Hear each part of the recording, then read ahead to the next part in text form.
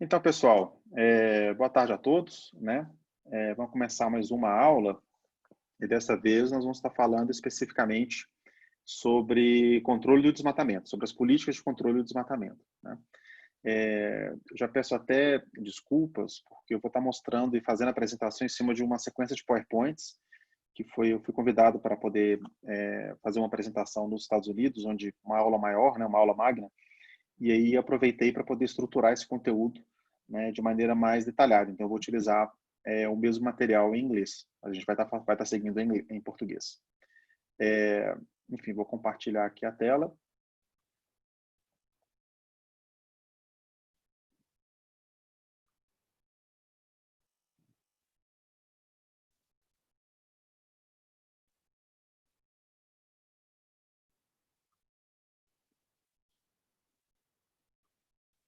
Perfeito, vamos lá.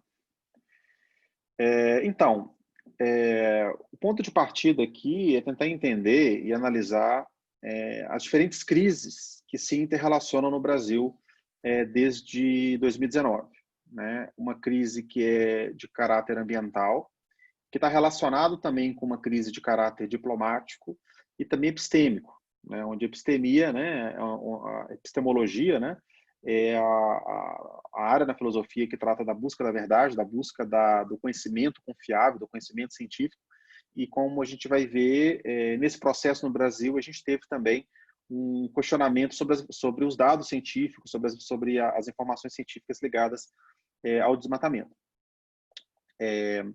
Mas para poder chegar nisso, né, que é o que seria no governo atual, a gente começa alguns anos antes, né, em particular em 2004, quando observa-se uma série de políticas públicas que são colocadas, que são implementadas e que geram resultados, né?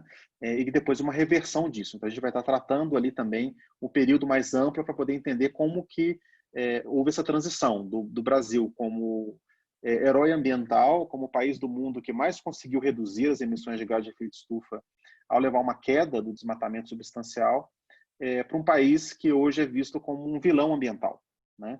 Como é que houve essa transição, quais foram os fatores, quais foram os elementos que propiciaram isso. Bem, em primeiro lugar, o Brasil ele partiu, né, do começo dos anos 2000 com níveis recordes de desmatamento, né? Nós tínhamos no país um desmatamento que tinha chegado a mais de 25 mil quilômetros quadrados, né, monitorado na Amazônia pelo PRODES, Instituto Nacional de Pesquisas Espaciais. Uma situação bastante instável, né? Enfim, não sei se vocês lembram, mas o Brasil em 2003 estava passando por um processo econômico, uma crise de confiança também dos mercados. Algumas pessoas até falavam que o Brasil poderia estar pedindo, né, a intervenção do Fundo Monetário Internacional, enfim, né, uma crise generalizada e nesse um momento também de crise ambiental generalizada, né? Porém, como a gente vai ver, foram implementadas uma série de ações, né, que permitiram uma reversão dessa tendência, inclusive com uma queda, né, de 83% do desmatamento em 2012 com relação a 2004. E como é que foi possível isso, né? Em primeiro lugar, tivemos um fortalecimento do IBAMA, e esse fortalecimento se deu principalmente a partir da realização de concursos, né, onde inclusive o perfil dos fiscais do IBAMA mudou substancialmente. A gente tem que lembrar que o IBAMA ele surge no Instituto Nacional, o Instituto Brasileiro, né, de Meio Ambiente, ele surge ali em 89 não como um grupo novo, como uma instituição nova, né, com novos concursos, etc., mas ele reaproveita uma série de profissionais provindos de outras áreas, principalmente do Instituto Brasileiro de Desenvolvimento Florestal, que era a área do Ministério da Agricultura, que era responsável pela liberação, né, de áreas para serem desmatadas, inclusive, né? E não como, ou seja, uma preocupação voltada para a exploração madeireira, e não uma preocupação voltada para a conservação ambiental, né? Tanto é que uma das pessoas que seguiu esse processo na década de 80, isso na década de 90, descreveu, né, esse período do IBAMA, né, de certa forma, como dizendo que que colocar, né, os fiscais do serviço, né, do Instituto Brasileiro de Desenvolvimento Florestal, que muitas vezes eram pessoas com menos formação, com só segundo grau completo, que vinham, inclusive, de um meio rural, que se identificavam muitas vezes com as próprias pessoas que estavam desmatando, né? E essa pessoa, que é um criador de política pública, que seguiu isso na época, me disse, né, numa entrevista, que colocá-los à frente da proteção ambiental é colocar um piromaníaco para apagar incêndio, né? Ou seja, alguém que tem interesse em ver realmente aquilo aconteceu, ou de certa forma não tem a disposição, né, de estar lutando contra aquilo, né?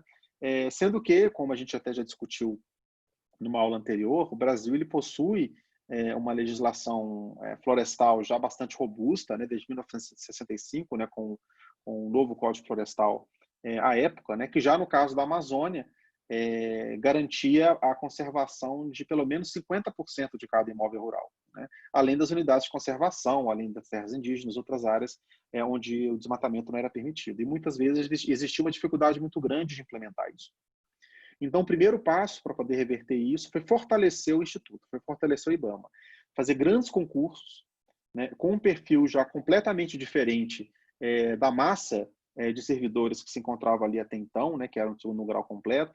E aí você tem uma nova geração de fiscais do IBAMA que chegam com formação na área ou administração, muitos na área jurídica, mas muitos também na área das ciências biológicas, geociências, né? E com esses, principalmente esses ligados às geociências, vieram um grupo de usuários que já tinham uma capacidade de utilizar o sistema de informação geográfico, GIS, também como GPS, imagens de satélite, ou seja, uma formação de base muito boa, que fez com que, juntamente, como a gente vai estar vendo, com uma abertura maior do Instituto dos dados, do Instituto Nacional de Pesquisas Espaciais, permitiu uma modernização da atividade do controle ambiental, né, dos autos de infração. Tanto é que uma coisa interessante que a gente vê a partir de 2004, né, aqui as duas linhas somadas, né, é o total de multas. E se a gente vê, de 2004 para cá, houve uma diminuição das multas, principalmente até 2017. Né? Agora, houve uma diminuição do total de multas, mas houve um aumento das multas com coordenadas geográficas. Isso, inclusive, conversando, entrevistando diferentes pessoas, inclusive da própria área jurídica do IBAMA, foi sempre muito enfatizado, porque é muito diferente você chegar, pegar um pedacinho de papel escrito auto de infração com os dados do infrator, que fala, por exemplo, localidade do desmatamento. Depois na rodovia tal, quilômetro tal, vira na estrada de terra, depois da Castanheira você vira à direita, depois do entroncamento você vira à esquerda, ou seja, informações que são muito contextuais e que é muito difícil no ato que aquele auto de infração é julgado, por exemplo, quando o fazendeiro entra com uma defesa dizendo que não, aquela não era a fazenda dele, ou aquele desmatamento não aconteceu, era muito difícil no âmbito jurídico manter a multa, né? Porque as provas eram muito fracas. A prova era no máximo uma foto, no máximo um relatório, né? E aquilo era visto como sendo algo insuficiente no âmbito jurídico. A partir do momento que o fiscal do IBAMA chega, elabora, né, um relatório de fiscalização que contém não só a multa, mas também a indicação da área com a imagem de satélite da área, por exemplo, em 2004, né, um exemplo aqui, depois a mesma área em 2008, onde claramente ela foi desmatada e claramente aqueles 80% de reserva legal que está aqui à esquerda, que deveria ter sido mantida, foi desmatada também. Né? Ou seja, houve aqui, né, um claro desrespeito à legislação ambiental, né, e as imagens não mentem, né, enquanto, por exemplo, um relato de um fiscal do IBAMA estaria muito mais exposto a ser questionado, inclusive, judicialmente. Outro aspecto muito importante também foi o aumento do orçamento. Né? O IBAMA teve um orçamento muito maior, não só em pessoal, que possibilitou novos equipamentos, que possibilitou o uso de helicóptero, que possibilitou uma série de ações conjuntas. Né? Outra ação que foi muito importante, que já é um pouquinho mais à frente, aqui em 2008, né, foi estabelecido, na verdade, no final de 2017, foi instituído o decreto 6321, que foi muito importante porque ele estabeleceu que iria ser criada uma lista, dos municípios com mais desmatamento. Inclusive, esse movimento aconteceu, né, da criação desse decreto no momento onde se apontava para uma reversão da tendência de queda do desmatamento, né? E aí, em cima desse decreto, foi estabelecido que somente os municípios, que caso o município atinja um certo nível de desmatamento, ele entra numa lista negra do desmatamento, na lista dos municípios prioritários, né? Ele vai ter mais ações de comando e controle em cima daqueles municípios e ele só pode ser retirado daquela lista, né? Da fiscalização do IBAMA, caso aquele município alcance um certo nível de desmatamento mais baixo e também um certo nível de regularização fundiária que depois mudou-se para o cadastro, no cadastro ambiental rural que surgiu nesse período, né? E vocês imaginam, né, o impacto de você, para que esses municípios que entram nessa lista, de todo mundo naquele município não poder ter mais acesso a crédito, né? A crédito agropecuário. Inclusive um crédito agropecuário fornecido com subsídios, né, pelo governo. Aquilo foi, de certa forma, a primeira vez que toda a população de um município sofreu as consequências do que ele mesmo ou seus vizinhos fazem em termos de desmatamento. Houve uma reação fortíssima, né, nesse período, inclusive houve um questionamento dos dados do INPE, né, que motivaram a realização desse decreto.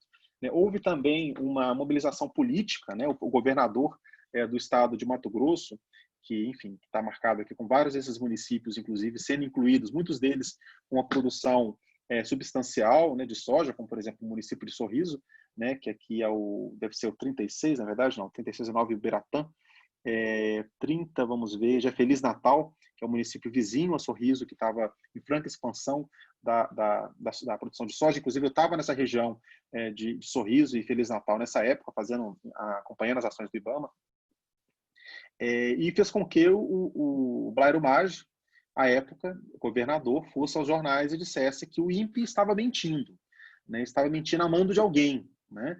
E até o presidente Lula, nesse período, chegou a pedir uma investigação do INPE, e a Marina Silva, mas juntamente com toda a comunidade científica, saiu em defesa do Instituto Nacional de Pesquisas Espaciais e, no final, conseguiu se manter a integridade, né, dos dados do INPE e também do decreto, né? Mas houve uma reação muito forte por parte do agronegócio que negou. Então a gente começa a ver só, uma certa forma, como que também essa tática que é de criar uma crise epistêmica, né, uma crise ligada à produção de conhecimento, também é algo que em outros momentos históricos no Brasil foi utilizado. Outra medida também que foi muito importante, que contribuiu para a queda do desmatamento, é a chamada moratória da soja, né? Que vale notar, porém, que a moratória da soja é uma ação de mercado, ela não parte de uma ação de governo, né?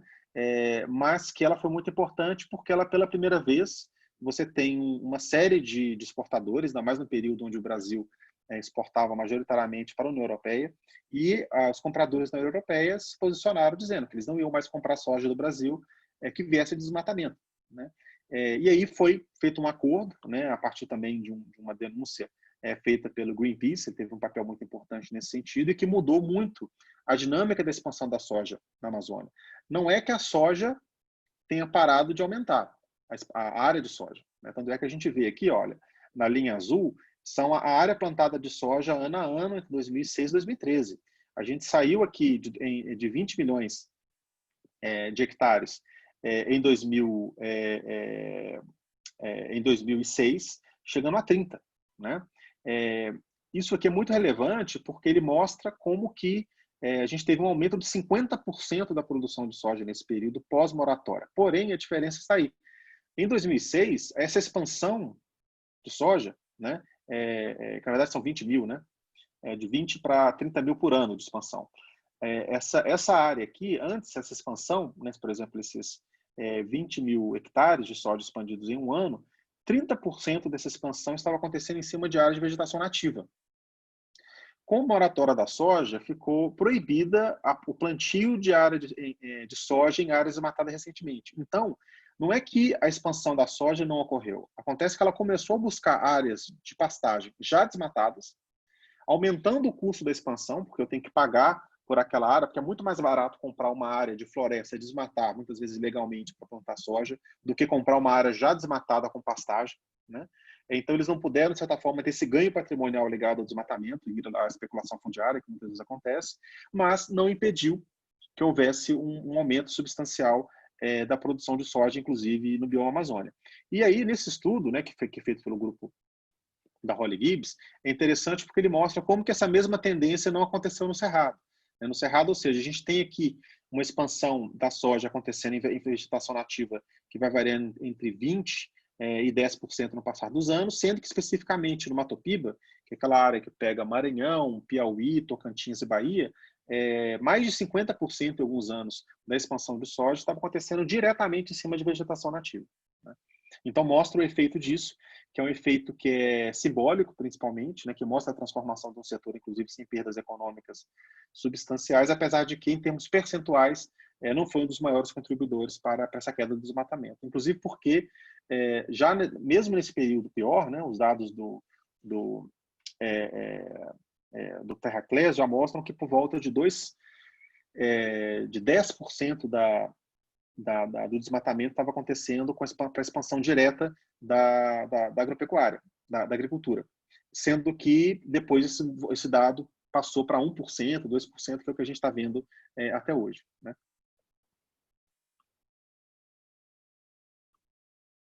Então, como vocês podem imaginar, houve aí uma série de pressões que foram se acumulando com relação ao setor do agronegócio, né?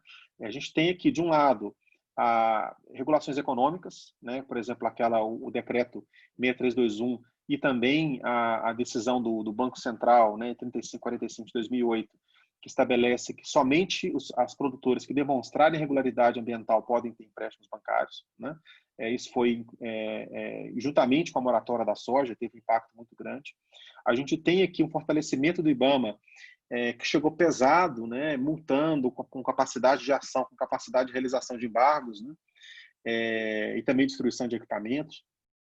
E a gente tem também, né, as ações de regularização fundiária, que foram muito importantes, porque elas reduziram muito as áreas para especulação fundiária e para grilagem, né? A gente tem um aumento de milhões e milhões de hectares das unidades de conservação, e que, inclusive, um estudo publicado pelo professor Britaldo Soares Filho, também aqui do FMG, mostra como que, dessa redução observada nesse período, mais ou menos metade dela pode ser atribuível a exatamente a criação dessas unidades de conservação em áreas que estavam de alta pressão de desmatamento, principalmente no entorno, por exemplo, da BR 163, né, que liga Cuiabá a Santarém, né? Aí, toda essa pressão resultou em quê? Redução do desmatamento, né? Mostrou também que houve uma separação da produção agropecuária e do desmatamento, porque o desmatamento continuou aumentando e a produção agropecuária também, desculpa, o desmatamento ficou em queda muito rápido e a produção agropecuária continuou aumentando. Inclusive, esse período mostra, com dados, né, que é possível aumentar a produção agropecuária sem aumentar o desmatamento, isso já aconteceu, né? Teve um aumento também muito grande com relação ao RED, nesse período que nós temos a assinatura do Fundo Amazônia, né, o acordo de colaboração junto com a Noruega, né? Mas outro elemento que ocorreu também é que, tendo um enforcement, né, tendo uma pressão maior para que haja o cumprimento das leis ambientais, o setor do agro se interessou mais com relação a essa legislação, a entender essa legislação, entender suas consequências, né, e talvez mais preocupante, né, visto que ele estava tendo dificuldade, não aceitava cumprir a lei existente, começou-se a haver uma mobilização para poder mudar a lei existente, em particular a modificação do Código Florestal, né, que foi discutido em algumas aulas passadas.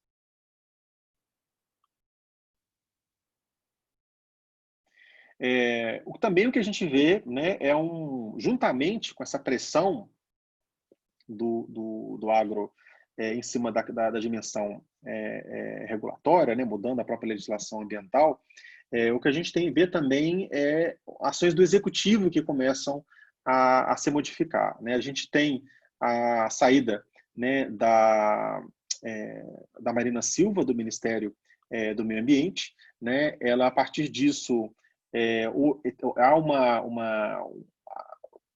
a dimensão ambiental passa a perder espaço dentro do governo, inclusive porque a gente tem que imaginar, né, que com a Marina Silva a gente tinha uma ministra que não só tinha um compromisso muito forte para a agenda ambiental, um compromisso histórico, mas ela era uma figura política de peso também dentro do Partido dos Trabalhadores. Então, uma demanda de uma Marina Silva, uma reclamação dela ao Lula e a outros, né, integrantes do partido, tinha um peso muito grande, né? Enquanto nós temos a figura do Mink, né, que substituiu Marina Silva, que é uma figura relevante, um ambientalista histórico, porém sem esse peso político e nem essa legitimidade que tem a Marina Silva, porque enquanto amazônida, ela podia falar da proteção da floresta em primeira pessoa, né? Então, o Mink, apesar de ter um compromisso ambiental forte, isso é uma figura histórica do campo ambientalista, ele não conseguiu ter a mesma força. E depois a gente tem a entrada da Isabela Teixeira, que é uma ministra muito técnica, né, de carreira do IBAMA, né? Sem dúvida é importante ela ter assumido esse cargo enquanto uma pessoa que até para valorização de toda a carreira de todos os servidores ali dentro, mas não tem como comparar o peso político de uma Marina Silva, que faz parte dos quadros históricos do PT, com o peso político da Isabela Teixeira, que está ali enquanto uma técnica, né? Isso faz com que a capacidade de barganha, de recursos, de posicionamento político da agenda ambiental no governo federal como um todo se enfraqueça substancialmente, né? Outra questão também que a gente tem que lembrar é que nesse período, né, por volta de 2010, 2012, nós temos também a instauração do mensalão, né? E o caso do mensalão acabou por proteger a cúpula do PT, que depois foi ser, né, em grande parte condenada e punida no âmbito do Petrolão, né? Mas nesse momento houve um enfraquecimento muito grande do poder político do PT, e para poder se manter no poder, eles fazem um acordo trazendo o Centrão, né, trazendo aqueles partidos que antes estavam sendo, de certa forma, alimentados através de uma espécie de mesada, que foi o que se descobriu no âmbito do mensalão, para compartilhamento do poder, né? Isso significou que, inclusive, a gente tem já em 2010 com a Dilma, que já chega, inclusive, com uma agenda muito mais desenvolvimentista, muito mais desenvolvimento em primeiro lugar, meio ambiente talvez no segundo plano. A gente vê também a Isabela Teixeira, que chega, desculpa, a Dilma, que chega como presidente, tendo a seu lado um vice do PMDB e todo um compartilhamento do poder e dos ministérios com esses outros partidos, né? E como a gente sabe, né, o PMDB e boa parte do Centrão tem uma vinculação mais forte com o agronegócio, muito mais forte do que o Partido dos Trabalhadores, que surge enquanto um partido urbano, enquanto um partido, digamos, das esquerdas, né? E é claro que nisso a gente tem toda uma mudança de prioridades. Isso se reflete, por exemplo, nas mudanças do orçamento, do próprio IBAMA, né, que em 2013 tinha 55 milhões de reais, em 2017 já cai para 27 milhões de reais, e também uma virtual parálise dos concursos, né, que fez com que parassem de ter a renovação do pessoal, né? Então, por exemplo, a gente vê aqui, em 2008, o pico de números fiscais do IBAMA, inclusive porque houve aqui concursos, né? Um concurso grande em 2005, um concurso em 2007, e ele passa a cair. Ocorre um concurso em 2014, mas desde então não foram feitos mais concursos. E o mais importante, essas pessoas aqui que entraram enquanto Instituto Brasileiro de Desenvolvimento Florestal na década de 80 no IBAMA, agora já estão chegando aos 60 anos e estão aposentando, né? Hoje o IBAMA é um instituto que tem uma percentual de idosos muito grandes, né? E que estava precisando urgentemente, inclusive, de uma renovação que não aconteceu. Tanto é que hoje o IBAMA tem menos ainda fiscais, né, agentes envolvidos. O que a gente vê também é a paralisação da demarcação de terras indígenas e unidades de conservação, né? Então, por exemplo, olhando aqui igual eu falei, né, comentei que esse estudo, né, feito pela equipe aqui do professor Britaldo, mostra como foi importante a criação das unidades de conservação nesse período aqui, né, entre 2004 e 2006, até 2008, de certa forma, para redução substancial no desmatamento, mas como vocês podem ver, a partir depois de 2008, quando, né, enfim, a Marina Silva sai do Ministério, né, entra o Mink, depois Isabela, a gente tem também em 2010 a posse de Dilma Rousseff, as demarcações de unidades de conservação em terras indígenas praticamente vão a zero, em níveis, inclusive, inferiores ao período do FHC. Né?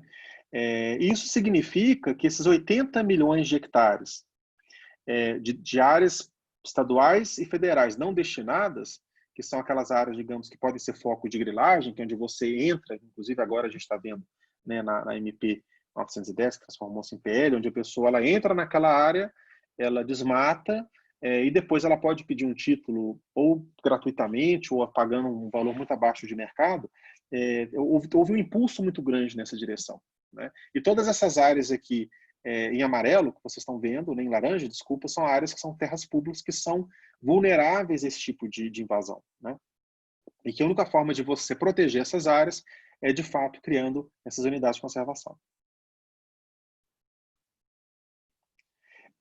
Também o que a gente vê nesse período é uma sinalização política também muito forte. Né? Aqui nós já terminou o governo Dilma, né? Ela sofreu o impeachment, Temer assume como presidente, chama Blairo Madi, aquele mesmo que era o governador do estado do Mato Grosso, agora ele aparece como ministro da Agricultura, né?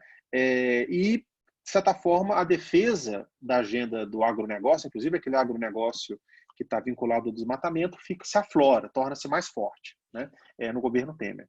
E aí foram feitas uma série de ações e que depois eventualmente foram revertidas, mas demonstraram, né, de certa forma, quem é que estava mandando, né, qual que era o jogo de forças ali dentro. Em particular, a gente vê aqui a extinção da Rinca, né, que é uma área, uma reserva, na verdade, de exploração mineral, mas que, como nenhuma empresa estava habilitada a explorar aquela área, acabava se tornando uma área protegida, né? E ela foi extinta. Depois reverteu-se isso. E também houve ali uma diminuição da proteção da flora de Jamanchim, que é a Floresta Nacional, que inclusive essa área aqui, né? Que já tinha sido, inclusive depois acabou tendo uma terceira solução, né, porque ela foi diminuída muito no começo, depois ela foi redimensionada, né, mas que também mostrou que quem, né, como a gente pode ver aqui, né, nessa figura que é da BR-163 com a Flona, todas essas áreas rachoradas aqui são da Flona, que entrou nessa área enquanto uma unidade de conservação, enquanto uma área que é proibida a entrada, instalou uma fazenda, que são essas áreas aqui, que são as do CAR, né? Opa, e nessas áreas instalou, inclusive, e levou gado. Todos esses pontos vermelhos que estão vendo aqui são pontos onde tem presença de gado. Né? Então, vocês imaginam o impacto disso. Né? Todas essas áreas que estão ali, de pessoas que entraram ilegalmente, e, de repente, o governo federal, né, chega, por exemplo, ele está aqui, né, do lado do Flecha Ribeiro, né, garantindo que Novo Progresso vai ser beneficiado, que é exatamente o município que fica nessa região aqui, vai ser beneficiado, né, pela diminuição da flona, né, de Jamanchim, para poder ajudar a população que está ali, que são produtores honestos, etc. etc. Né? Então, obviamente, essa questão dessa mensagem de lideranças políticas, que era algo que não acontecia, apesar de todos os pesares, né, todas as críticas que podemos fazer ao governo Lula e depois também ao governo Dilma, nunca houve uma mensagem explícita para aqueles dizendo que, olha, vai lá, pode invadir, pode entrar, que a gente garante. Né? E que era algo que começou a surgir de maneira muito clara durante o governo Temer.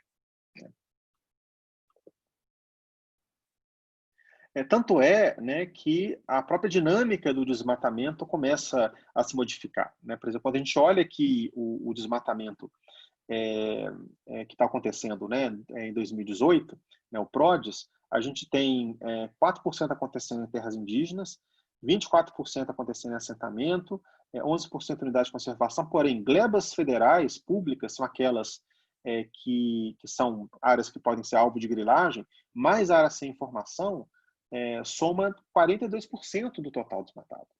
né? Ou seja, a gente vê aqui uma área muito grande, principalmente nessas áreas que são alvo de serem invadidas, né, de fato com um desmatamento forte acontecendo ali.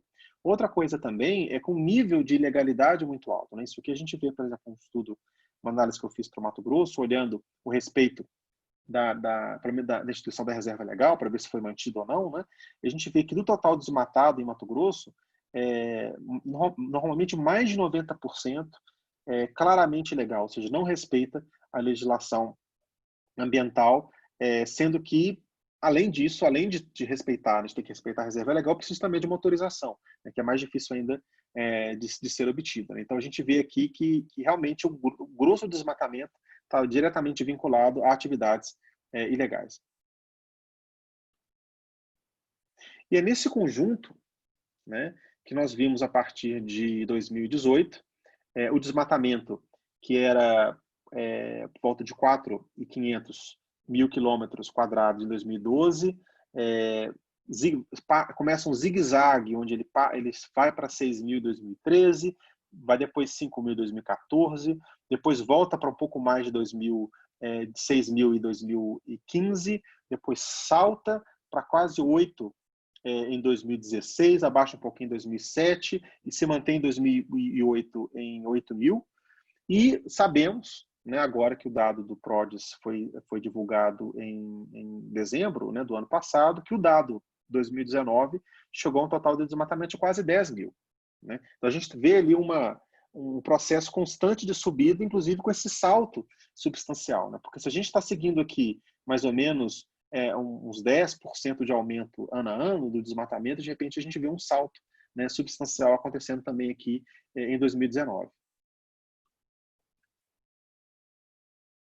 E isto, toda essa dinâmica que nós estamos observando, e inclusive vinculadas ao processo político, está claramente ligado às eleições, está claramente ligado ao processo, né, de mudanças políticas profundas que o Brasil vivenciou nesses últimos 3, 4 anos. Né?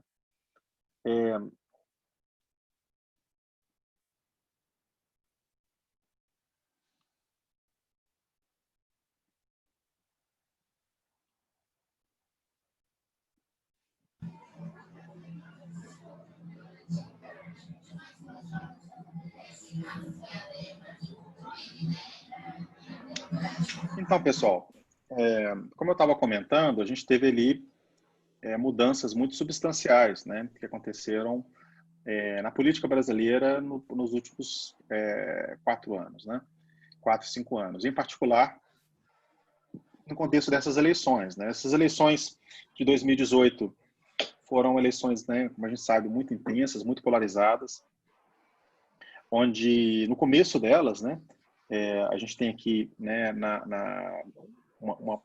uma posição, né, nas primeiras pesquisas, por exemplo, aqui feita em agosto já, né, a gente tem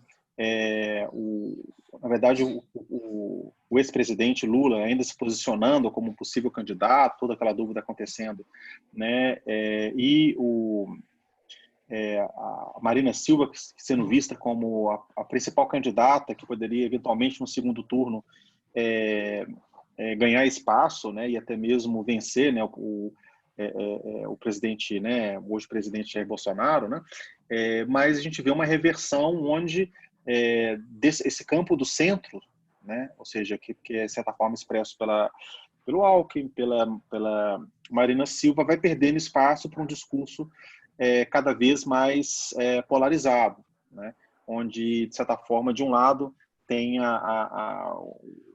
o Bolsonaro, que apresenta uma plataforma fortemente antipetista, né, que se alimenta, inclusive, dos muitos escândalos de corrupção, né, da Lava Jato e uma série de outros erros, né, também erros no campo da economia feitos pela gestão PT.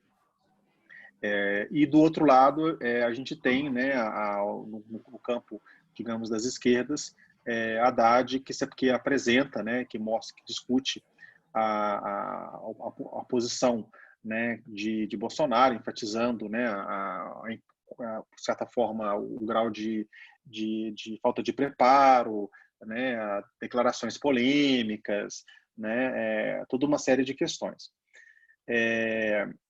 E, inclusive, eu acho essa figura muito relevante, porque ela, inclusive, ela exatamente mostra aquele período, né, onde a gente tem ali grandes protestos acontecendo em Brasília, né, no campo aqui da direita mais verde e amarelo, né, que inclusive até com menos pessoas mobilizadas do da esquerda, mas a esquerda completamente fragmentada, né, de certa forma lutando aqui pelos votos, enquanto uma grande figura, né, que é o Bolsonaro, acaba conseguindo concentrar todos os votos da oposição, né, todos os votos da direita.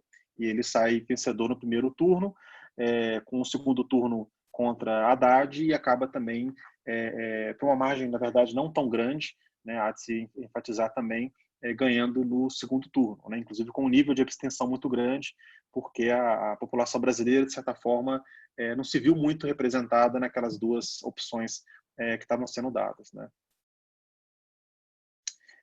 Outra questão também que a gente precisa lembrar, como que foram eleições dominadas, né, pelas fake news de ambos os lados, vale se enfatizar, apesar, né, de como inclusive está sendo agora, né, alvo de investigação, né, ao lado da direita se utilizou muito fortemente dessas questões, né, onde o foco, na verdade, das eleições não foi nem ambiental, nem econômico, foi sobre valores, né, onde o campo da esquerda valorizava igualdade, democracia, direitos das minorias, como os LGBTI, enquanto o campo da direita, né, com uma agenda muito forte meritocrática, anticorrupção, família, religião, né, e, de certa forma, com a questão ambiental ficando fora do debate, né, seja de um lado, seja do outro.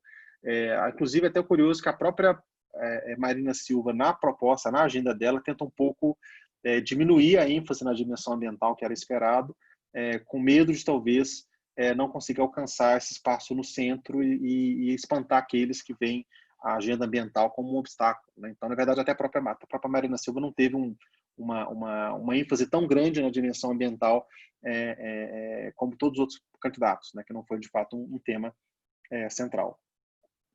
E essa coalizão vence, né? Assim, a plataforma Jair Bolsonaro vence, né? Porém, uma conformação bastante peculiar para a democracia brasileira, né? Pós processo de redemocratização nos anos 80. Né? Tem elementos que são, de certa forma, que se mantêm no tempo, né? Como, por exemplo, o lado ali que vem de Onyx Lorenzoni, né? Que é o lado, digamos, da política tradicional, que inclusive leva o ruralismo, né, para dentro da plataforma de governo, além do Navan Garcia, que é amigo pessoal de Bolsonaro, mas de qualquer forma esse lado aqui que é o vínculo com o Centrão, né? Tanto é que Onyx, né, do Democratas, assim como Tereza Cristina, é do establishment político, né? Temos depois os conservadores evangélicos, que porém não têm muita influência na dimensão, no debate ambiental, nem mesmo o Ministério da Economia, que de certa forma também se distancia e se mantém quase neutro, né, dessas posições.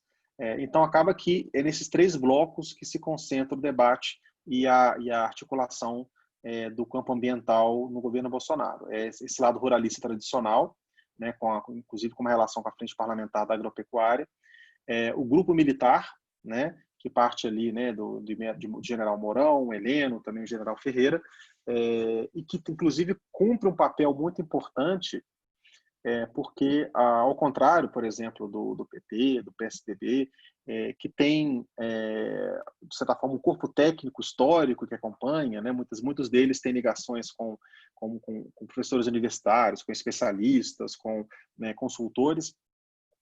O governo Bolsonaro ele chega sem essa base de intelectuais, sem essa mão de obra de especialistas, né? Com exceção do Guedes, que de certa forma é alguém que tem um doutorado, que vem daquela tradição, mas que também acaba reconstruindo uma base a partir dos contatos deles no IPEA, né, dos bolsonaristas que vêm do Instituto de Pesquisas Econômicas Aplicadas, mas que não necessariamente não é uma base intelectual bem organizada, orgânica, né, como, por exemplo, outros governos trouxeram, né? E são esses militares, né, vistos ali como bons gerentes, como gerentes racionais, que, de certa forma, suprem essa necessidade de mão de obra qualificada, apesar de generalista, para poder cobrir diferentes assuntos, inclusive a questão ambiental.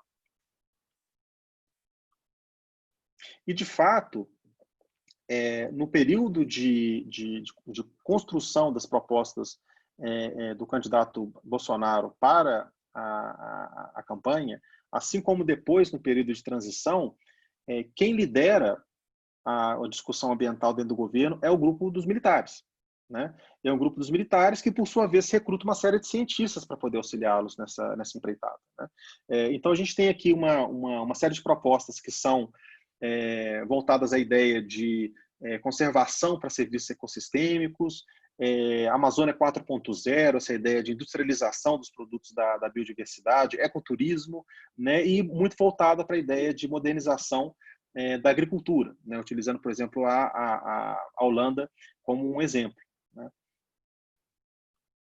E, de fato, essa equipe, com muitos cientistas bastante renomados, inclusive, são apontada para poder auxiliar o governo nesse começo, após as eleições, né? Que, de certa forma, reflete aqueles que já estavam tendo um diálogo com eles. Né? Então, a gente, por exemplo, vê aqui o Ismael Nobre, que tem doutorado na área de ecoturismo, inclusive, a gente vê o Enio Pereira, que é pesquisador do INPE, especializado em energias renováveis, principalmente fotovoltaicas. Né? A gente tem o Juliano Assunção, da PUC do Rio, que está, né, oficialmente escalado para poder ajudar a equipe de governo na transição do Bolsonaro. A gente tem o Paulo Nobre, que é climatologista do INPE, né, tem um trabalho muito importante, principalmente com relação às mudanças climáticas. Né?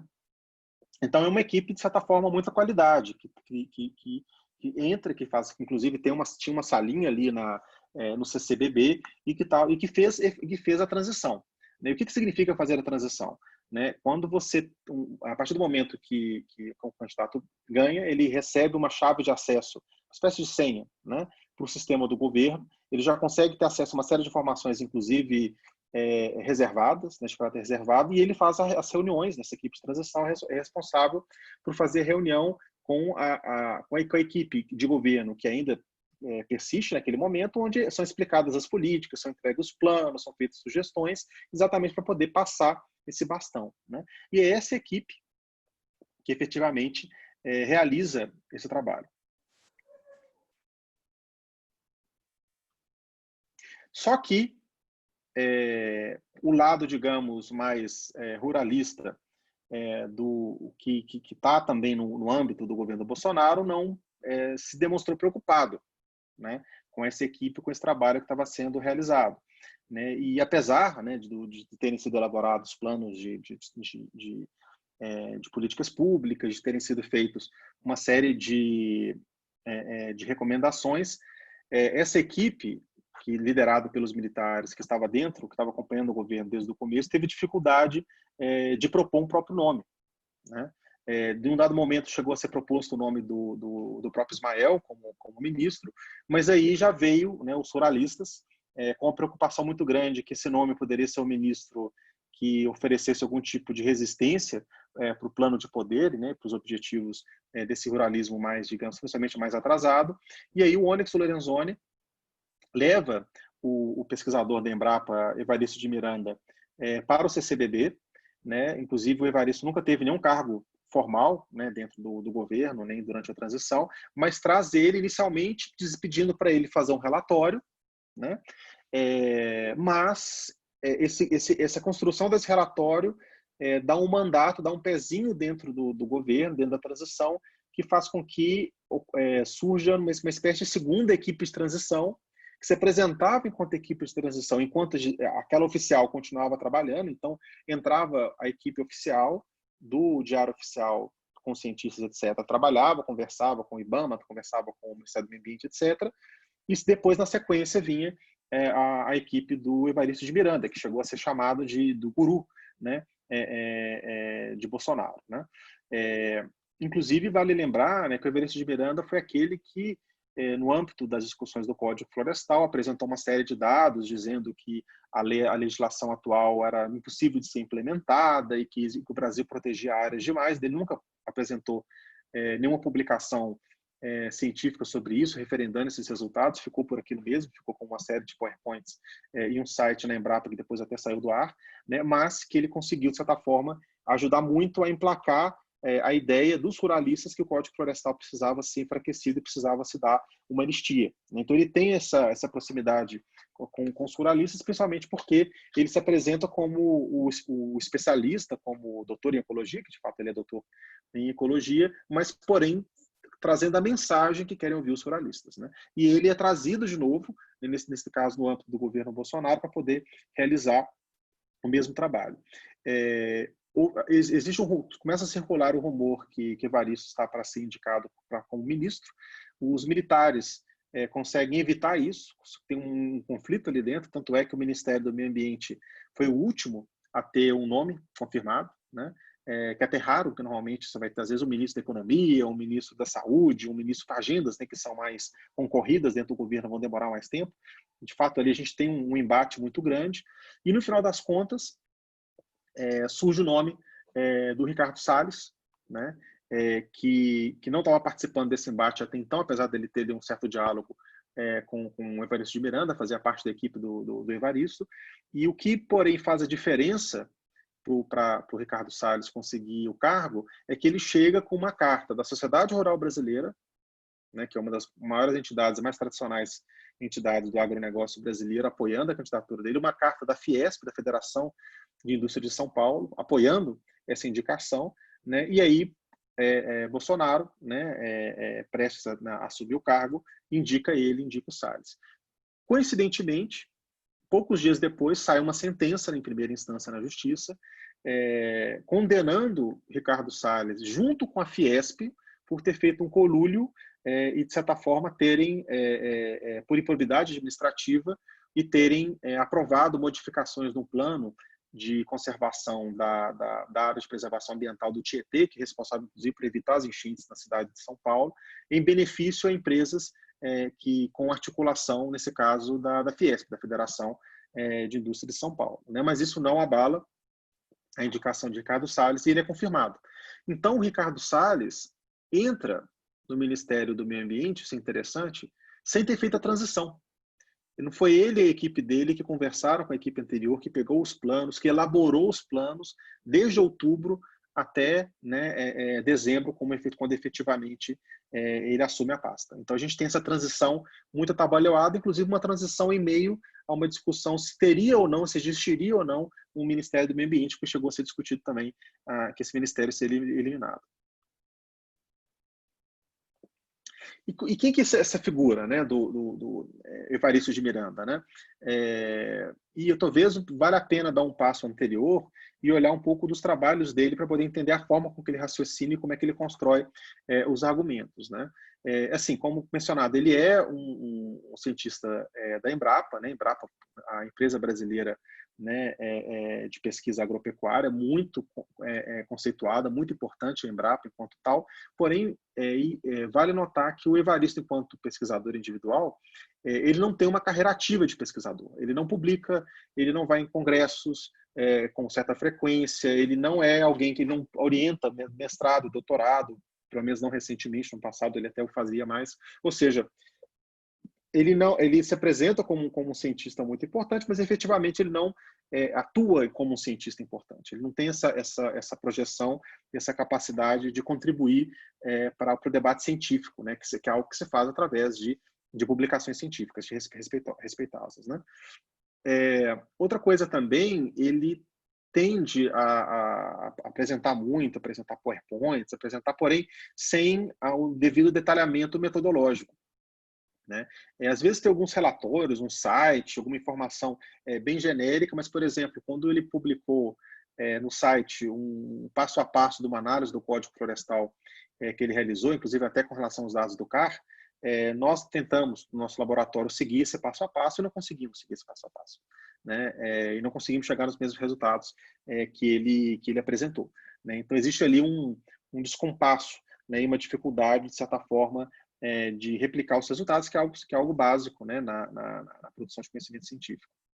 Ele também apresenta, quando ele apresenta esses PowerPoints, vídeos, né, vira e mexe, você tem a circulação desses vídeos sobre ele, ele reafirma o Brasil, dizendo que o Brasil é o país mais sustentável, com agronegócio mais sustentável do mundo, né?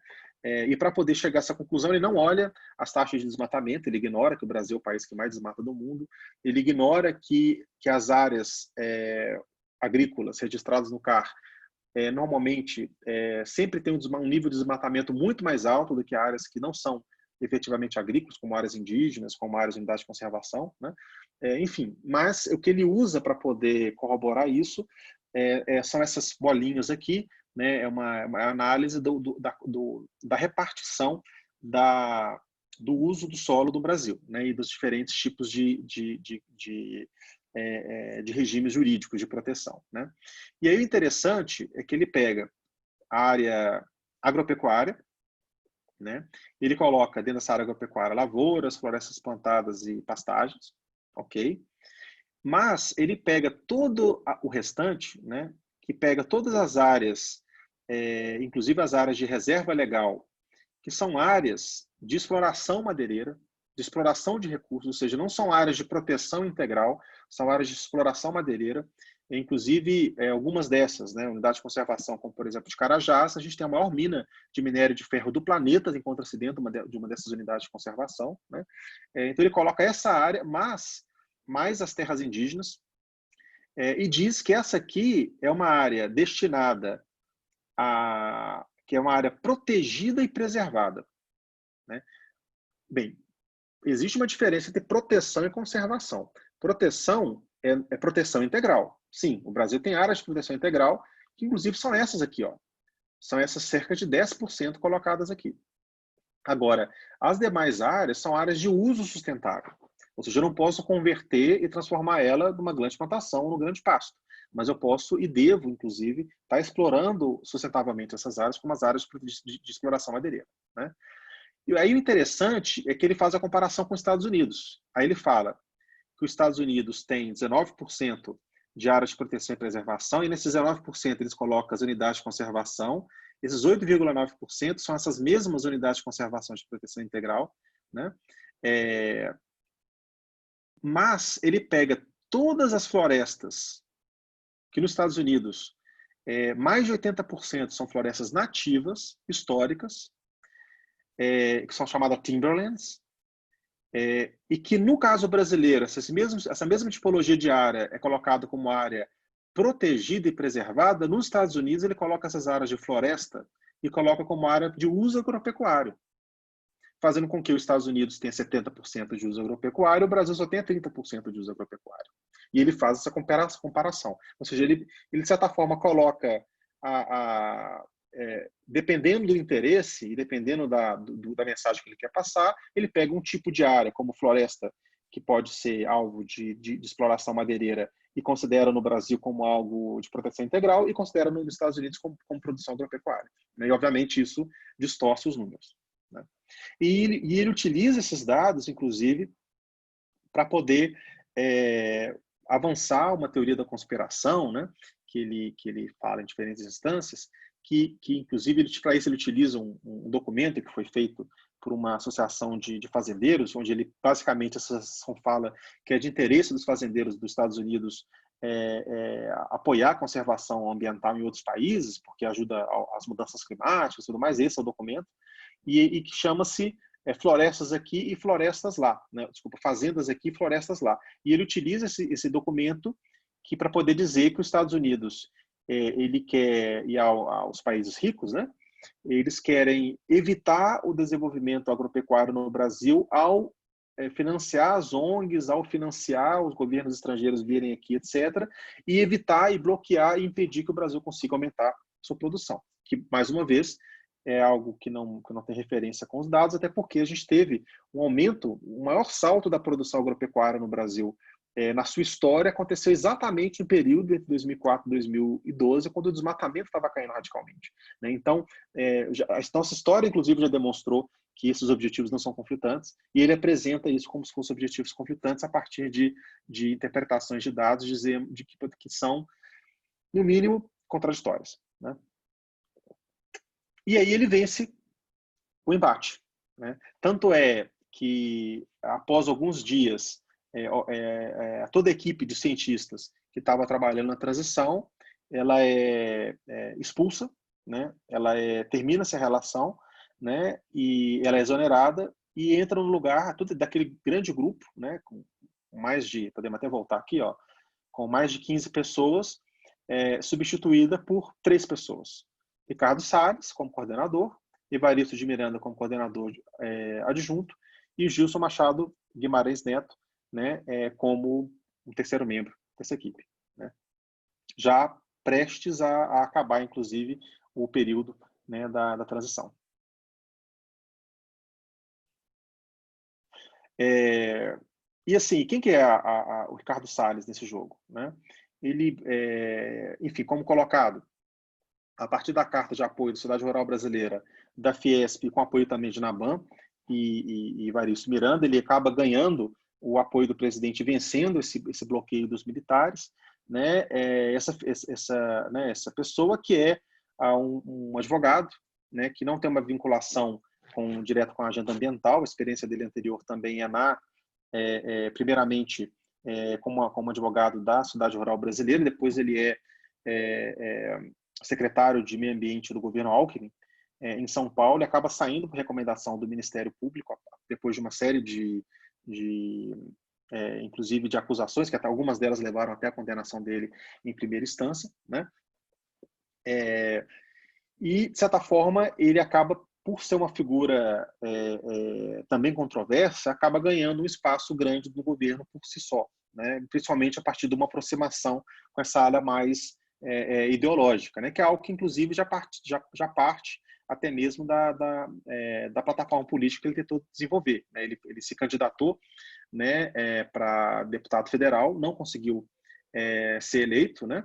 E com uma campanha que dizia, né, que ele ia mandar bala nos javalis, ia mandar bala contra o roubo de trator, gado e insumos, ia mandar bala contra a bandidagem do campo e ia mandar bala na esquerda, né? Ou seja, um discurso, digamos, muito forte, um discurso de ódio, né? E já ministro do Meio Ambiente, ele, como um dos primeiros atos, né, já no dia 2º de janeiro, ele pegou um plano que foi elaborado sob a liderança de Evaristo de Miranda, de reestruturação do Ministério do Meio Ambiente, né, e aqui a gente vê a estrutura anterior, né, e o Ministério do Meio Ambiente passa a ter essa estrutura. Ou seja, primeiro, é eliminada a Secretaria de Mudanças Climáticas, né, inclusive porque ele já traz, junto com o alt-right, né, dos filhos do Bolsonaro, toda aquela série de teorias da conspiração, que mudança climática é uma invenção, que não existe, e aí, obviamente, o Ernesto Araújo, o novo chanceler, ele traz também muito forte essa mensagem negacionista, então eles eliminam, né, inclusive no documento oficial, gerado, documento, o tal do estudo, feito pela Evaristo de Miranda, argumenta que a mudança climática é cabide de emprego, e etc, etc. Enfim, eles têm um tratamento bastante rude. A questão então, é completamente fechada. O Serviço Florestal Brasileiro é transferido para o Ministério da Agricultura. A Agência Nacional de Águas é transferida para o Ministério do Desenvolvimento Regional. Também são fechados o Departamento de Recursos Hídricos, de Revitalização das Bacias Hidrográficas, assim como a Secretaria de Extrativismo e Desenvolvimento Sustentável, apesar, inclusive, até em contradição com o argumento, né, com a retórica mais recente, até mesmo do próprio Ricardo Salles, falando da Amazônia, que tem que, né, da bioeconomia, que é muito importante, etc., mas foi de certa forma, destituído, foi fechado, né, a secretaria que cuidava desse assunto, e desde então não foi mais reformulada, né? Assim como a Secretaria de Articulação Institucional e Cidadania Ambiental, que é aquela vinculada, por exemplo, à questão da educação ambiental. Então, a gente tem assim, um Ministério do Meio Ambiente que não é fechado, mas que é esvaziado, né? A sua capacidade de articulação, a sua capacidade de geração de política pública é praticamente nulificada a partir do momento que existe uma nova estruturação, e a partir do momento também, né, que muitos desses cargos, né, que ainda se mantêm, grande parte deles, inclusive, se mantiveram vagos, né, nesse período todo. E também é interessante porque o plano, né, feito pelo Evaristo de Miranda junto, né, com o Salles, das ações que precisam ser implementadas, foram publicados em dezembro, e é possível ver passo a passo as ações que já foram feitas, né? Então, em particular, a gente tem aqui essa questão, esse argumento que existe, que as grandes infraestruturas, as englobas de infraestrutura não conseguem licenciamento, é muito difícil, etc, etc. Então, é criada uma secretaria para poder apoiar o licenciamento fora do Ministério do Meio Ambiente, que primeiro vai para a Presidência da República e hoje está no Ministério da Economia, né? A ideia, nesse caso, é acelerar as análises e até também, por sua vez, teve uma tentativa de mudar a lei de licenciamento ambiental para poder flexibilizar o licenciamento ambiental. Uma das propostas, por exemplo, dessa flexibilização é permitir a repavimentação de estradas na Amazônia, que significa que estradas que foram construídas na década de 70, que foram abandonadas e que hoje, de certa forma, pelo mau estado, acabam protegendo as florestas, poderiam ser todas repavimentadas, né, gerando uma grande atração de pessoal, grande atração de especulação fundiária e grande desmatamento sem passar por um processo de licenciamento, né? Isso era uma das propostas que estava avançando no Congresso Nacional e acabou sendo paralisada, pelo menos por enquanto, mas era uma das propostas que estava saindo desse grupo. O outro ponto é reduzir, né, os departamentos do Ministério do Meio Ambiente, né, cortando 10 departamentos, como foi feito, foi destruída a Secretaria de Clima. O Brasil não tem política climática, ele não tem um posicionamento, ele não tem uma capacidade de articulação nesse meio, né? A transferência do Serviço Florestal Brasileiro para o Ministério da Agricultura, mais uma vez feito, né, que ao meu ver, né, tem um papel ali, inclusive, de reduzir ainda mais a velocidade da implementação do Código Florestal, porque o Código Florestal, sim, ele ocorre nas propriedades privadas, mas o objetivo do Código Florestal é principalmente ambiental, é principalmente garantir serviços ecossistêmicos, né? E como você tem ali um embate, sim, que é natural, né, entre as pastas, entre a dimensão ambiental e a dimensão produtiva, a partir do momento que você dá para a ministra da Agricultura a incumbência de fazer valer uma legislação que é ambiental, que é, por exemplo, a recuperação de áreas de preservação permanente, né, em torno dos rios, a tendência é que, como ela vai estar sendo pressionada diretamente pelo agronegócio, que isso não seja uma prioridade, né? A prioridade do Ministério da Agricultura é produzir comida. A prioridade do Ministério do Meio Ambiente, sim, é aumentar a conservação, recuperação e manter os serviços ecossistêmicos. Então, a gente tem aí, né, com a transferência do Serviço Florestal Brasileiro para o Ministério da Agricultura, esse desalinhamento, né? Temos também o plano de juntar o IBAMA com o ICMBio, né? Que era uma das intenções que já ocorria, mas que, de certa forma, ainda não ocorreu, principalmente porque seja o IBAMA, seja o ICMBio foram quase completamente aparelhados nos cargos de gerência por policiais da Polícia Militar, principalmente de São Paulo, muitos deles sem experiência, né, o que obviamente gera um problema de efetividade, porque se você, de repente, substitui todos os analistas de carreira experientes do IBAMA e do ICMBio e coloca no seu lugar pessoas que não têm experiência em meio ambiente, a tendência, obviamente, é que não conseguir fazer com que a agenda avance, né? Revocar e mudar mais de 10 decretos, né, com relação à implementação das leis ambientais, e de fato isso aconteceu, né, principalmente, juntamente, inclusive, com essas mudanças das regras da implementação de política ambiental, que veio com esse argumento que as multas não funcionam, a maior parte das multas são canceladas, falso, as multas não conseguem reduzir o desmatamento, falso, né? Sim, 3% das multas, mais ou menos, são aquelas multas que são pagas. Mas por quê? A Vale não pagou o dano ambiental causado em Brumadinho. A Samarco não pagou as multas bilionárias ligadas aos danos ambientais causados no Rio Doce. Os grandes desmatadores não pagam as suas multas ambientais, né? Porém, é necessário haver uma série de compensações, né? Você tem o próprio o grande desmatador na Amazônia, ele não paga a multa, mas paga um advogado, né, ou tem uma área embargada que impede ele a ter acesso ao mercado. Ou seja, existe uma punição, apesar dessa punição não se traduzir no pagamento da multa, né? E, de certa forma, veio essa ideia que as multas não são pagas, que elas são canceladas na sua maioria, que não é verdade, menos de 2% das multas são efetivamente canceladas. E, na verdade, por volta da metade das multas são pagas, mas as multas que são pagas são aquelas de pequeno valor, não são aquelas de grande valor, né?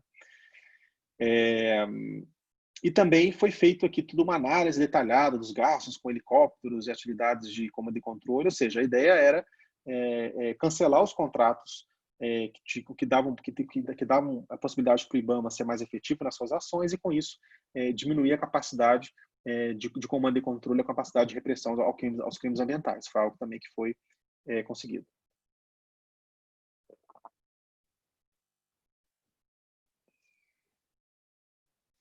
E, enfim, era previsível, né, que diante de toda uma ação, diante de uma mensagem política muito forte, né, de acabar com a indústria da multa, de que o garimpeiro é também trabalhador honesto, de que é errado destruir equipamentos, ou seja, em cima de toda essa mensagem política forte vindo de cima, juntamente no chão, né, de fábrica, no nível do Ministério, mas também no nível das agências ambientais. Toda uma desmobilização, retirada de recurso, substituição de pessoal com pessoas com pouca experiência, né, tudo isso gera um efeito que até, de certa forma, é previsível, né? Então, a gente tem aqui dados, né, que mostram a tendência histórica, e quando chega no meio, que inclusive até abril, o desmatamento ainda seguia com valores não muito diferentes dos anos anteriores, mas em maio ele já aumenta, sendo quase o dobro dos anos anteriores. Junho aumenta mais ainda e julho dispara com valores muito altos, né, com valores mais altos ainda em agosto, e depois a gente sabe que setembro, outubro e novembro também foram meses com altas de desmatamento muito grandes, né? Inclusive nesse período que a gente tem, né, por causa inclusive de uma ação de queimada coordenada, principalmente ali em Mato Grosso, né, e principalmente no Pará, em Novo Progresso, todo um adensamento das nuvens de fumaça, que inclusive é impressionante, né, essa foto, porque em cinza, em branco, a coloração mais clara, a gente está vendo aqui a formação das nuvens. Em cinza embaixo é fumaça de queimada, né? E nessa mesma trajetória, que normalmente é a trajetória feita pelas nuvens, pela umidade, que leva a chuva para o sul e sudeste, a gente vê, na verdade, levando, em vez de chuva, levando fumaça, né? Até escurecer, né, a cidade de São Paulo, né, às 3h30 da tarde, e que, inclusive, levou, né, toda uma preocupação muito grande, um impacto muito grande, né, que, de fato, estava acontecendo uma crise ambiental, apesar, né, do governo negar e dizer que não estava acontecendo queimada, que não estava acontecendo desmatamento, o próprio questionamento aos dados do INPE, como a gente vai ver. O que a gente vê também nesse mesmo período é uma queda muito substancial nas ações de comando e controle, né? Aqui a gente vê o número de altas de inflação emitidos pelo IBAMA mês a mês, nos anos anteriores, né? E quando chega exatamente aqui no período onde deveria haver um aumento na capacidade do Estado, um aumento das multas, a gente vê uma queda, né? E inclusive aqui mostrando, isso aqui é um recorte de uma região em Mato Grosso, né? Todas essas áreas aqui em roxo são áreas que foram desmatadas só em 2019.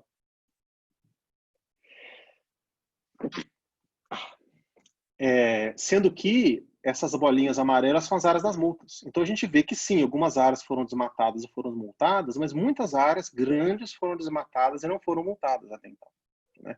Isso mostra, inclusive, um grau de impunidade ao desmatamento ilegal muito grande. E a gente tem, junto disso, uma crise epistêmica, né? Que acontecem que exatamente voltada à briga sobre os fatos, sobre os dados sobre o desmatamento, né? Sobre as queimadas. Inclusive, assim, começa com uma negação, dizendo que é tudo falso, é tudo intriga da oposição, toda essa crise ambiental, na verdade, não está acontecendo, porque nós estamos com queimadas e desmatamento na média histórica, né? Inclusive, obviamente, para a média histórica pega-se o período desde a década de 90. Depois, vem essa ideia que não, sim, os números estão acontecendo, mas está tendo um exagero, né, para poder prejudicar o governo, né? Depois muda-se de fase, não, é real, mas é natural. Então, porque nós estamos vivendo um ano particularmente seco, também não é verdade, 2019 não foi um ano particularmente seco, né? E finalmente, ele fala assim, não, que mas não é culpa do governo federal, é culpa das ONGs, né? Inclusive com a teoria da conspiração, que as ONGs estão botando fogo na Amazônia, né? Para chamar atenção e depois conseguir mais recurso. É culpa dos governos estaduais que não estão agindo, é culpa dos pequenos produtores que estão morrendo de fome, que por causa disso estão se matando. Ou seja, de certa forma, se desloca, né, a culpa, né? E com vários truques retóricos, né? Por exemplo, a Joyce, né, inclusive o mesmo governo que no começo dizia que os dados do INPE eram fake, né, e que o INPE trabalhava, era dirigido por uma ONG, etc, etc, né? Depois você tem, ao mesmo tempo, integrantes do governo. Nessa época, a Joyce Hasselman, ela tinha uma proximidade muito grande com a cúpula do governo Bolsonaro. Ela chega e apresenta os dados do INPE comparando ano a ano, né? E mostrando quais foram os 4 anos com mais queimadas. A gente tem aqui 2007, 2004, 24 anos com muitas queimadas, 2003, 2010, que foi um ano de El Niño, né? Um ano muito seco, né? E aí depois mostra o governo Bolsonaro 2019. Só que ela está comparando o ano até outubro, setembro, salvo engano, um período parcial do ano, com os anos completos de 12 meses de todos os anos anteriores, né?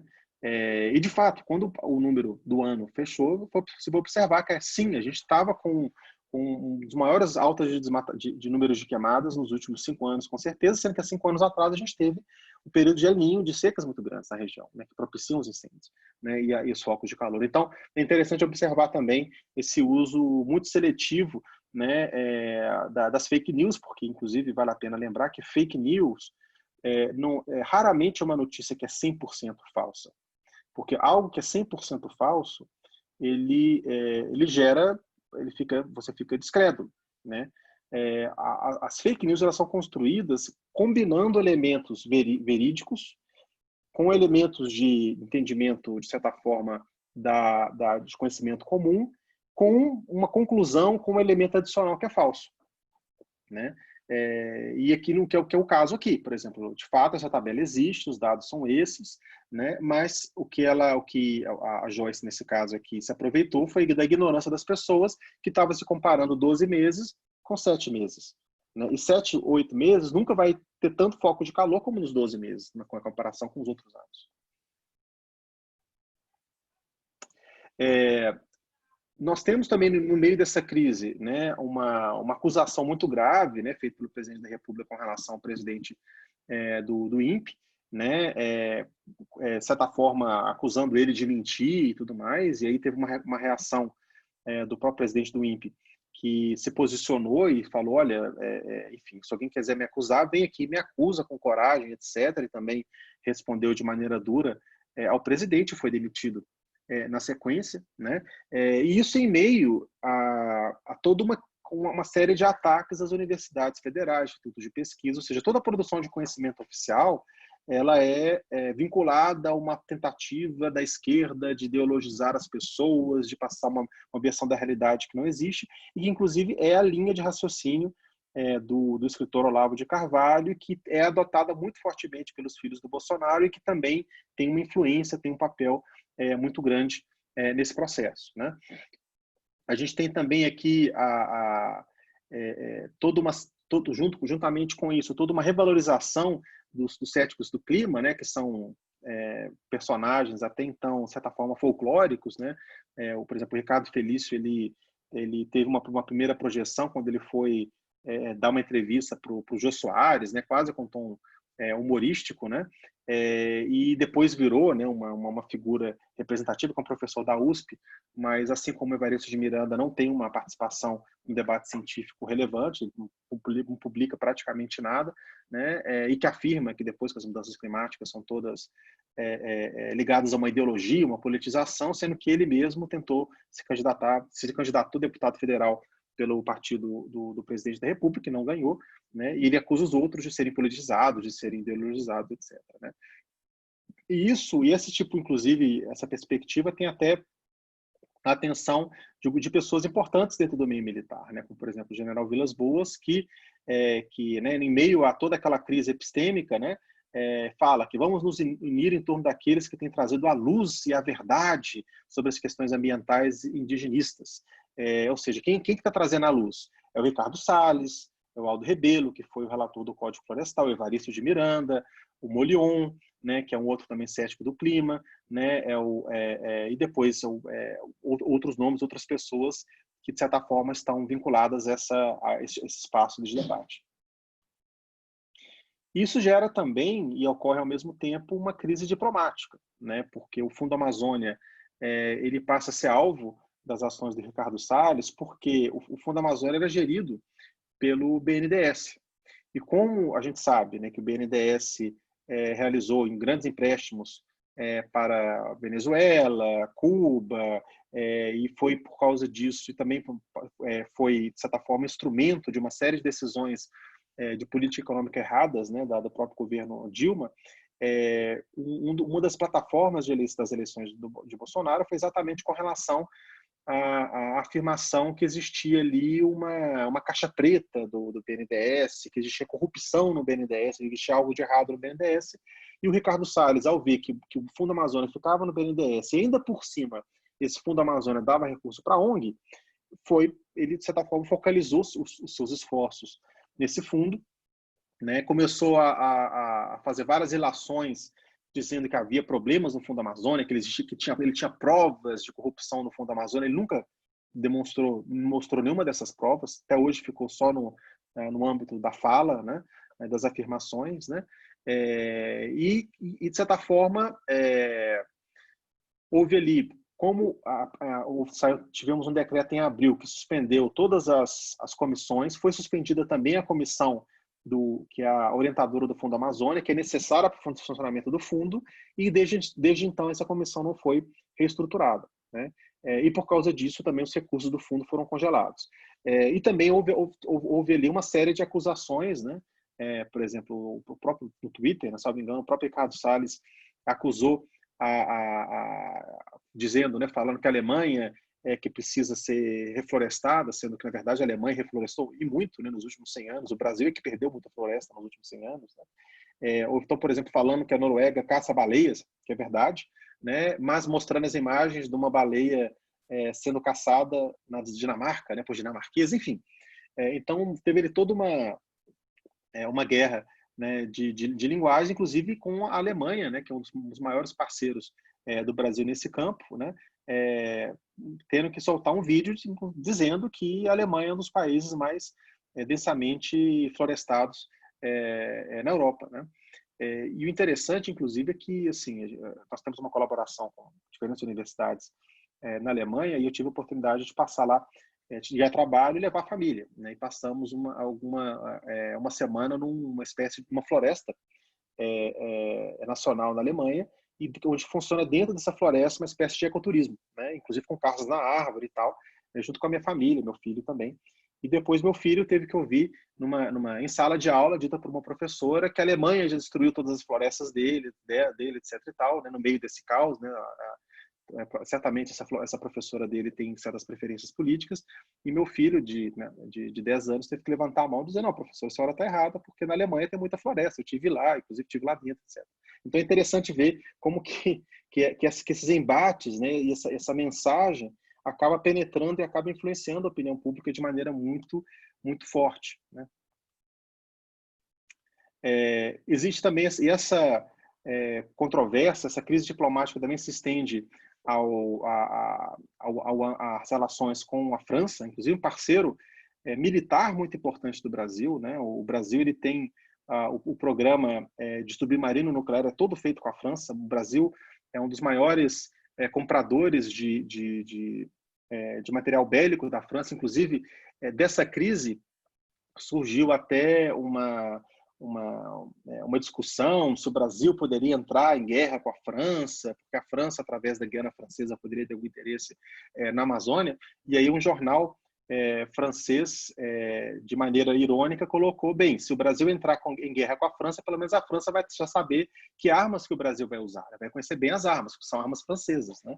Então existiu ali toda uma série de considerações, e que isso partiu, inclusive, de um lado, de uma tentativa, até de certa forma amadora, do Macron, de tentar ser um grande mediador ambiental, né? E ele irritou muito Bolsonaro, porque durante a Davos, ele quis aproximar Bolsonaro e o cacique Raoni, né, o meu xará, sem preparar a reunião, e obviamente gerou todo um constrangimento ali.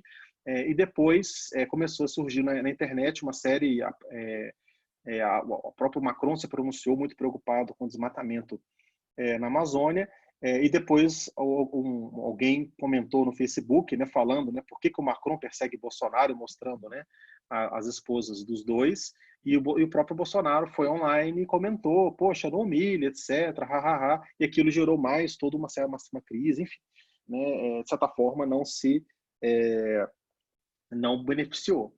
E tudo isso acontece no momento em que o Brasil tinha acabado de assinar um acordo com o Mercosul, e que tinha nesse acordo um dos principais aliados do Macron, porque Macron é um Paulo Guedes francês, ele é liberal, ele inclusive, o Macron lutou contra os protecionistas franceses, do agronegócio francês, para poder conseguir dar espaço ao agronegócio brasileiro, às exportações brasileiras na França. Também por quê? Porque a União Europeia quer exportar mais produtos industrializados para o Brasil, né? E após isso, né, após essa crise, a situação dele ficou muito mais complicada, inclusive a situação da própria Angela Merkel, né, que tentou gerar uma aproximação, que tentou ser uma mediadora, ficou muito mais complicada, né, porque ela foi apresentada ali como alguém que estava apoiando o desmatamento, a Angela Merkel. Tanto é que isso aqui é um programa humorístico na Alemanha, que mostra o apresentador, né, mostrando como se fosse um programa de dança, né, como se fosse assim, aquela Dance Comigo, né, eles fizeram um trocadilho e dizendo plante soja comigo, né, com o Bolsonaro e a Angela Merkel dançando junto, plantando soja e causando desmatamento na Amazônia. E aí a gente tem também a relação do Brasil com os Estados Unidos, né, com o presidente Bolsonaro tendo em Trump o seu, na verdade, único aliado, né, o único grande aliado, além da Ucrânia e da Polônia, né, mas que, de certa forma, é uma aliança puramente ideológica, sem peso geopolítico, né, e que, de certa forma, esperava dos Estados Unidos um posicionamento forte em defesa do Brasil, que não aconteceu. Tanto é que o Trump não se posicionou em prol do Brasil, no embate com a França. O Eduardo Bolsonaro viajou para os Estados Unidos em plena crise, deixando entender que disse, né, que haveria boas notícias sobre um apoio dos Estados Unidos, talvez um apoio dos Estados Unidos até ao combate aos incêndios no Brasil. Voltou de mãos à banana, porque o Trump acabou não passando nenhum recurso, nenhum tipo de apoio, né? Os Estados Unidos ainda tem um nível de protecionismo muito grande, principalmente na parte de aço e etanol, né? Então ele é muito protecionista. O Brasil não conseguiu derrubar, né? Inclusive o Brasil, pelo contrário, aceitou um aumento das importações de etanol de milho dos Estados Unidos para o Brasil, né? Sem ter contrapartida do outro lado, né?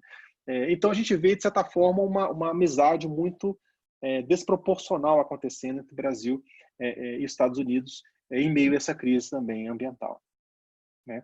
E o que ocorre também é um início de uma guerra comercial também, né, contra o Brasil, né, onde a França e a Irlanda, mas também a parte da Bélgica, Luxemburgo, Irlanda, né, eu acho que já repeti, se posicionaram contra a retificação do acordo do Mercosul, né, enquanto o Brasil não respeitar as metas de redução de gás de efeito de estufa para a mitigação das mudanças climáticas, do Acordo de Paris, enquanto o Brasil não diminuiu o desmatamento, né? A gente tem também algumas iniciativas locais surgindo, né, em Portugal, nos países escandinavos, para poder parar de comprar carne brasileira. A gente vê, por exemplo, a Vans, Timber, Kipling, mais outras 15 marcas dizendo que vão parar de comprar couro do Brasil, inclusive que gerou uma diminuição das vendas em 2019 com relação a 2018 de 300 milhões de dólares, né, de exportações de couro brasileiro para o exterior, né, ou seja, hoje daria mais de 1 bilhão de reais, né, de potencial perda de mercado, né, e com um grupo de agroexportadores, principalmente liderados pela Associação Brasileira do Agronegócio, né, de tentar pressionar o governo a mudar um pouco suas posições. Teve um sucesso parcial, por exemplo, uma proposta de lei do senador Bittar, inclusive feita à época até subscrevida pelo senador Eduardo Bolsonaro, para poder extinguir a reserva legal, foi retirada de pauta, né? Então, de certa forma, houve ali parte dessa pressão, teve um certo resultado, mas verdade é que, como um todo, continuamos vendo uma sequência do desmonte das políticas ambientais com crescente desmatamento. E, inclusive, com um discurso público muito forte, que a meu ver, né, está vinculado a essa propaganda aqui da Chevrolet no Brasil, que representa um pouco o que foi 2019 no campo ambiental. Né? Por quê? A gente viu um aumento substancial no desmatamento, um aumento substancial na pressão nacional e internacional para combater o desmatamento, mas, ao mesmo tempo, um aumento das exportações brasileiras e um aumento da percentual do PIB agropecuário. Principalmente porque a gente vê ali a guerra comercial entre Estados Unidos e China, que desloca mais e mais exportações do Brasil na direção da China, já que a China estava comprando menos dos Estados Unidos, passou a comprar mais do Brasil. E também a gripe aviária chinesa, que aumentou a demanda por carne, principalmente brasileira, porque o Brasil, de certa forma, é o único grande país aí que tem volume para poder conseguir alimentar o mercado chinês. Né? Então, a gente tem uma situação que é refletida nessa propaganda da Chevrolet, né? Que é uma propaganda que foi vinculada no meio do ano, inclusive, até curiosamente, o Salles vinculou e parabenizou a propaganda a partir do seu Twitter antes da propaganda ir ao ar na televisão, né? Ele teve algum acesso ali, né? E o que essa propaganda fala, né? Que mostra assim um agricultor que é trabalhador, que acorda cedo e que lê nos jornais, né?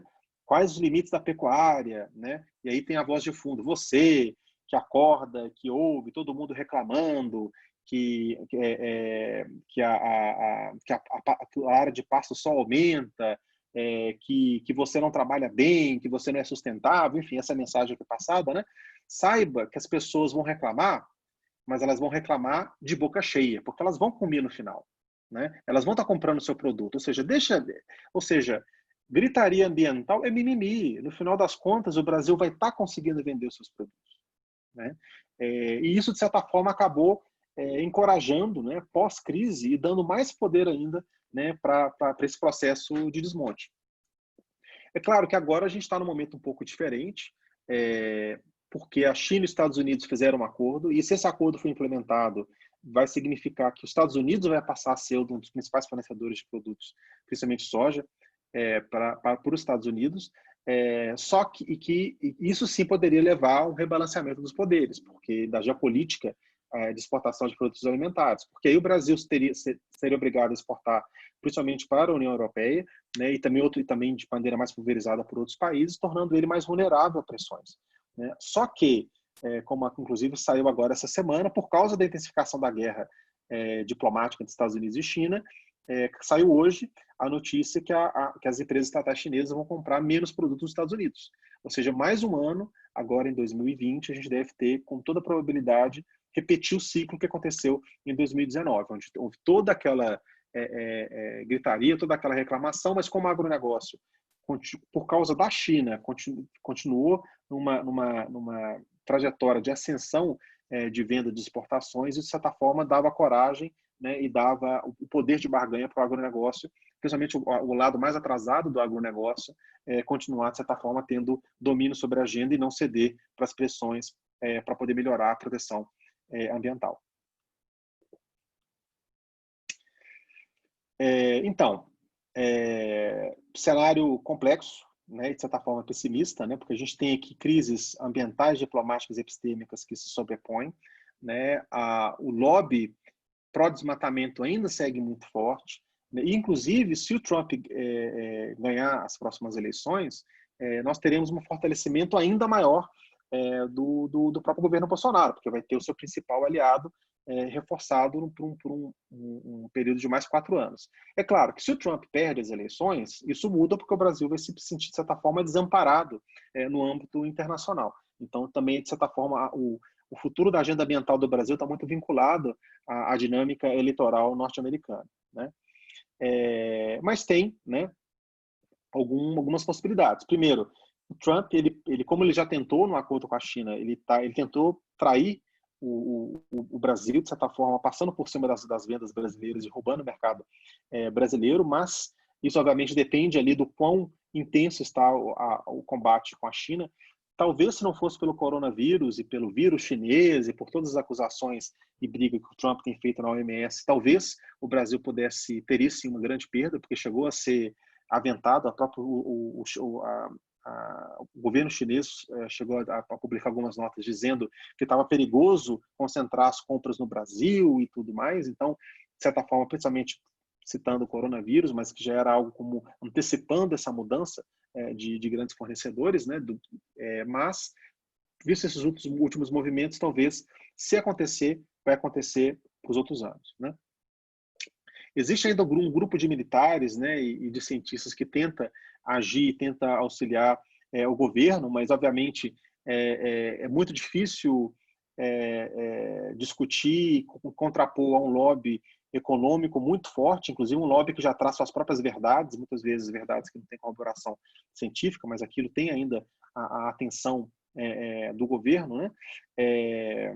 E se a agenda ambiental ainda tem alguma possibilidade de resgate por causa de pressões de compradores internacionais, da própria dimensão econômica, infelizmente, a mesma agenda social, principalmente com relação às populações indígenas, ribeirinhas, etc., para a proteção delas, é algo que está ainda mais vulnerável, né? Porque não existe o mesmo tipo de pressão para a questão ambiental como ocorre para a questão social, né? Então, assim, isso é algo que, de fato, preocupa.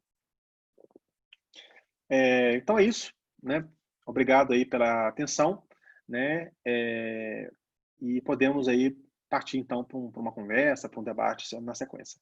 Obrigado.